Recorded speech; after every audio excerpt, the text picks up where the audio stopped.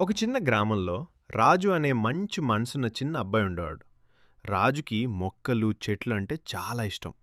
ప్రతిరోజు పాఠశాలకు వెళ్లే ముందు తన ఇంటి దగ్గరున్న తోటలో మొక్కలకి నీరు పోసేవాడు. ఒకరోజు రాజు పాఠశాలకు వెళ్తుండగా రోడ్డు పక్కన ఒక వృద్ధుడు విత్తనం నాటడానికి కష్టపడుతూ కనిపించాడు. వృద్ధుడు బాగా అలసిపోయాడు. అది చూసిన రాజు వెంటనే అక్కడికి వెళ్ళి, తాతయ్య, నేను సహాయం చేస్తాను అని చెప్పాడు. రాజు మట్టిని సర్ది విత్తనానికి నీరు పోశాడు. వృద్ధుడు చాలా సంతోషించి రాజును ఆశీర్వదించాడు. కొన్ని రోజుల తర్వాత రాజు ఆ చోట ఒక చిన్న మొక్క మొలకెత్తినట్టు చూశాడు. రాజు ఎంతో ఆనందపడ్డాడు. ప్రతిరోజు ఆ మొక్కకి నీరు పోసి మేకలు మరియు ఆవుల నుంచి కాపాడేవాడు. నెమ్మదిగా ఆ మొక్క పెద్ద చెట్టుగా పెరిగింది.